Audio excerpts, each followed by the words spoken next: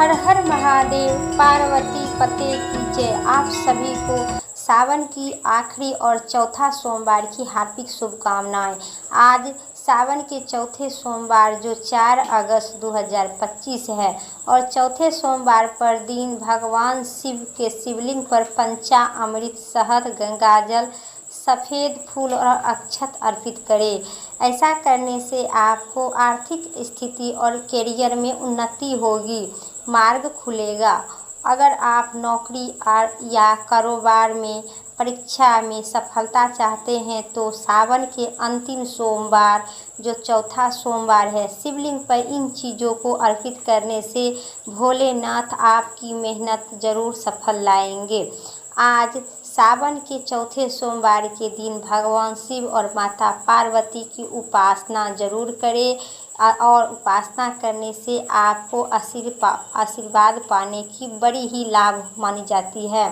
पौराणिक मान्यता के अनुसार सावन मास में ही भगवान शिव और माता पार्वती के पत्नी रूप में शिकार किए थे। सावन के चारों सोमवार को श्रद्धा और नियम से पूजा करने से भगवान शिव और माता पार्वती आपकी हर कठिनाइयों को दूर करते हैं और मनोवांछित फल की प्राप्ति होती है। जो भी शिव भक्त है सच्चे मन से सोमवार के दिन व्रत करे, उनकी जीवन में निश्चित रूप से मंगल आएगी। तो आज आखिरी चौथे सोमवार की संपूर्ण कथा जरूर सुने, साथ ही आरती मंचित और श्रद्धा भाव से इस कथा के सुनकर कमेंट बॉक्स में हर हर महादेव जरूर लिखें। ज्वालापुर नगर में एक बहुत बड़ा धनीवान रहते थे। उनके घर में कोई कमी नहीं था, केवल उनको एक ही दुख था कि उनके कोई पुत्र नहीं था। वह दिन रात यही चिंता करते थे कि वह पुत्र पाने की कामना में प्रत्येक सोमवार का शिवजी और माता पार्वती का व्रत किए और पूजन करता था तथा संध्या काल में शिव मंदिर जाकर भगवान शिवजी के सामने घी के दीपक जलाया करता था।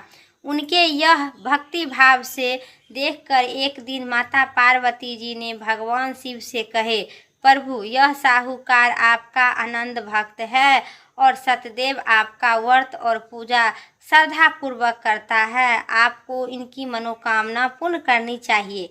माता पार्वती की यह बात सुनकर शिवजी न कहे, हे पार्वती, यह संसार कर्म क्षेत्र है। जिस प्रकार किसान खेत में जैसा बीज बोता है वैसा फल काटता है, उसी प्रकार इस संसार में हर व्यक्ति अपने कर्म के अनुसार फल भोगता है।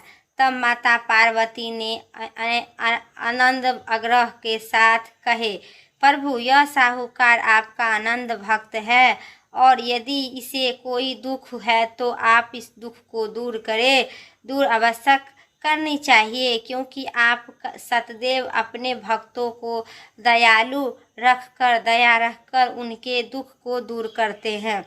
यदि आप ऐसा नहीं करेंगे तो मनुष्य आपकी सेवा और व्रत क्यों करेगा। माता पार्वती की ऐसा आग्रह देखकर भगवान शिव कहे, हे पार्वती, इस साहूकार के कोई पुत्र नहीं है, इसी चिंता में यह दुखी रहता है। इसके भाग में पुत्र न होने के ही कारण इसे बहुत दुखी रहता है। ये केवल कोई पुत्र नहीं है, इसी चिंता में रहता है। पर भी मैं इसे पुत्र की प्राप्त का वर देता हूँ, पर इस पुत्र का आयु केवल 12 वर्ष तक ही रहेगा। इसके पश्चात यह बालक मृत्यु प्राप्त हो जाएगा। इसके लिए इससे अधिक मैं और कुछ नहीं कह सकता हूँ। यह सारा बातचीत सुनकर साहूकार ने इससे उसे न तो कोई प्रसन्नता हुई और न कोई दुख हुआ। वह पहले की तरह भगवान शिवजी की व्रत और पूजा करता रहा।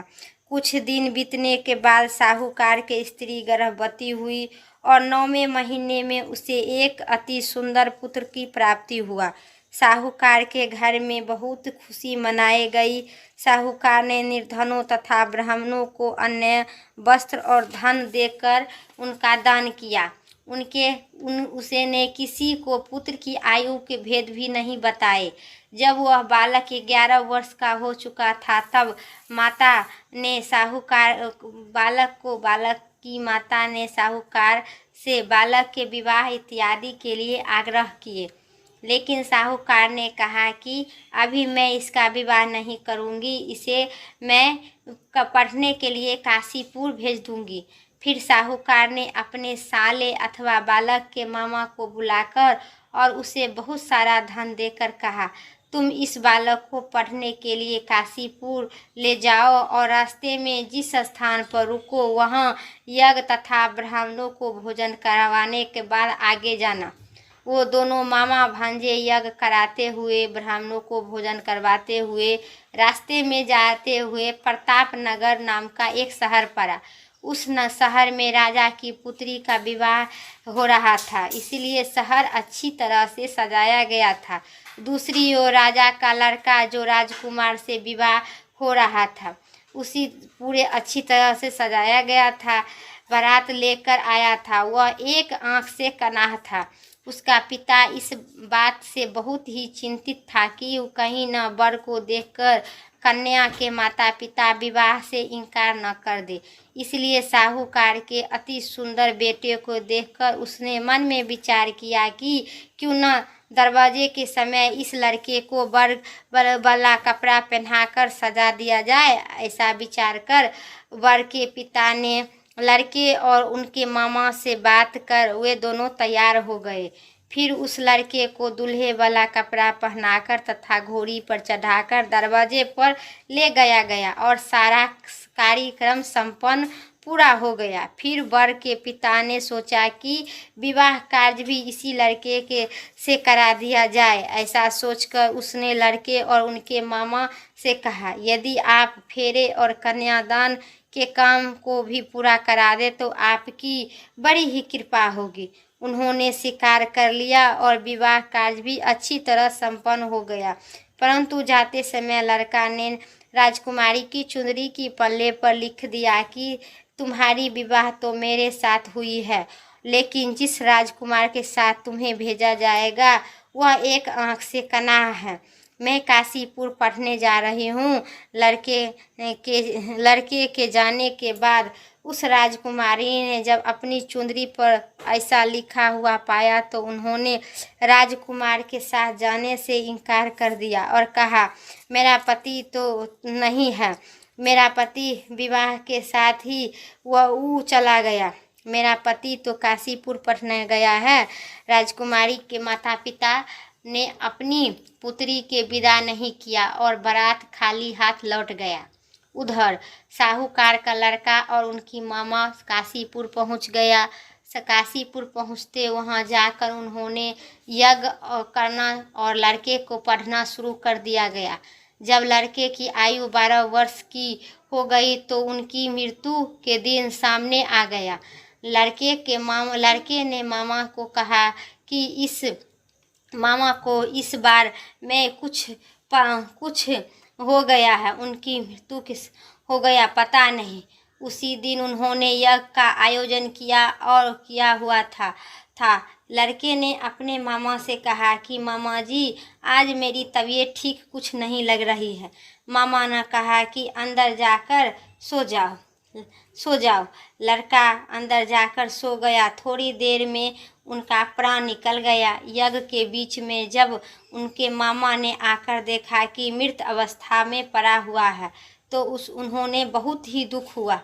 उन्होंने यज्ञ का कार्य अधूरा रह जाने के डर से किसी को कुछ भी नहीं कहे और संयम रखा। फिर यज्ञ का कार्य संपन्न कर ब्राह्मणों को भोजन करवा कर और दक्षिणा देकर उनके चल जाने के बाद उन्होंने रोना पीटना आरंभ कर दिए। संयोग से उसी समय शिव और माता पार्वती उसी रास्ते से जा रहे थे। जब उन्होंने जोर जोर से रोने की आवाज़ सुनी तो माता पार्वती ने भगवान शंकर से कहा, प्रभु, कोई दुखिया रो रहा है, उसके कष्ट को आप दूर कर दीजिएगा। जब शिवजी माता पार्वती ने उनके सामने जाकर देखा तो वह लड़का मृत पड़ा था। पार्वती जी बोली, प्रभु, यह तो ज्वालापुर के नगर के साहूकार का लड़का है जो आपके वरदान से उत्पन्न हुआ था। शिवजी ने बोला, हाँ पार्वती, इसकी आयु इतना ही थी। आयु पूरा हो जाने के कारण यह मर गया। तब माता पार्वती ने कहे, प्रभु इस बालक की आयु बढ़ा दीजिए, नहीं तो इसके माता पिता तड़प तड़प कर मर जाएंगे। आप इस बालक को आयु बढ़ा दीजिए। माता पार्वती के बार बार आग्रह करने पर भगवान शिव ने उनका जीवित कर दिए और शिव जी की कृपा से वो लड़का ओम नमो भगवते ओम नमः शिवाय कहते हुए उठकर बैठ गया। भगवान शिव और माता पार्वती फिर कैलाश पर्वत पर चले गए।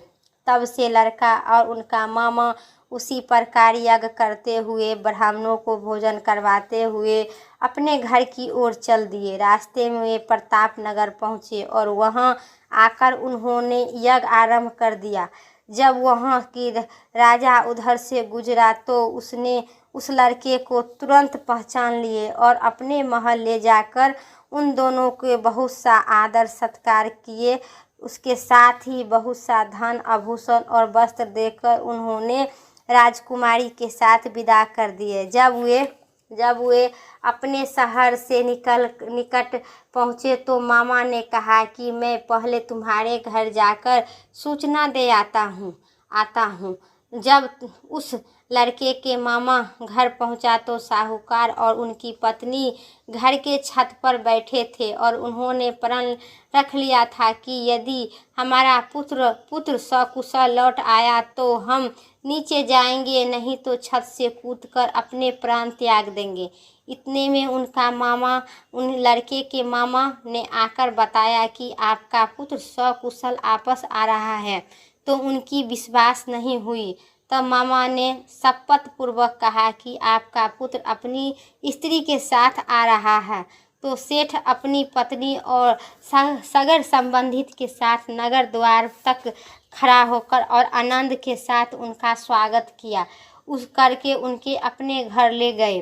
वे बड़ी ही प्रसन्नता के साथ रहने लगे। इसी प्रकार जो व्यक्ति सोमवार का व्रत करते हैं, भगवान शिव माता पार्वती की कथा सुनते हैं और माता पार्वती के पूजन करता है अथवा उनके कथा पढ़ता एवं सुनता है, उनके सारे दुख दूर होते हैं और समस्त मनोकामना पूर्ण होती है। बोलिए माता पार्वती भोले बाबा की जय। अब सुनिए सोमवार व्रत कथा। इतना ही तक था मेरा वीडियो। अब सुनिए सोमवार व्रत कथा के आरती। सुनिए पार्वती भोले बाबा की संपूर्ण आरती।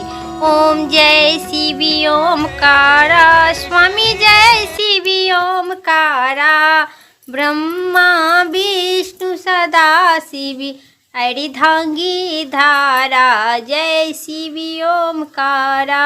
एकानंदी चतुरानंदी पंचानंदी राजे, हंसासनि गरुड़ासनि विश्ववाहनि छाजे। ओम जय शिव ओमकारा। दो भुजी चारि चतुरी भुजी दसी भुजी अति सोहे, त्रिभुवन रूप निरखता त्रिभुवन जनि मोहे। ओम जय शिव ओमकारा। अक्षिमाला वर्णमाला मुंडीमाला धारी, त्रिपुरारी कंसारी करिमाला धारी। ओम जय शिव ओमकारा। श्वेतांबरी पीतांबरी बाघंबरी अंगे, सैनिकाधिक गरुड़ाधिक भूताधिक संगे। ओम जय शिव ओमकारा। करिके मध्य कमंडली चक्री त्रिशूली धरिता, हो बाबा चक्री त्रिशूली धरिता, जगी करिता जगी भरिता, जग साहसी करिता। ओम जय शिव ओमकारा। ब्रह्मा विष्णु सदा शिव जानति अविवेका, वर्णाक्षर में मध्य ये तीनों एका। ओम जय शिव ओमकारा। पर्वत सोहे पार्वती शंकर कैलाश शोभे, भांग धतूरा के भोजम भस्म बास करे। ओम जय शिव ओमकारा। जटा में गंगा बहती है, गले मुंडी माला, शेषी नाग लिपटते है, ओढ़त मृगी छाला। ओम हरि हरि हरि महादेव। काशी में विराज विश्वनाथ नंदी ब्रह्मचारी, नीति उठ दर्शन पावती, महिमा अति भारी। ओम जय शिव ओमकारा। त्रिभुवन स्वामी जी की आरती जो कोई नैरी गावे, कहती शिवानंद स्वामी, मनि मांछित फल पावे। ओम जय शिव ओमकारा। स्वामी जय शिव ओमकारा। बोलिए माता पार्वती हर हर महादेव, भोलेनाथ की जय। मेरा सोमवार की व्रत कथा की इतना ही था। वीडियो अच्छी लगे तो लाइक करें, चैनल पर नए सब्सक्राइब करके कमेंट में माता पार्वती भोले बाबा की जय जरूर लिखें, हर हर महादेव जरूर लिखें। फिर नेक्स्ट वीडियो लेके आते हैं, तब तक के लिए स्वस्थ रहिए, मस्त रहिए। हर हर महादेव, जय भोलेनाथ।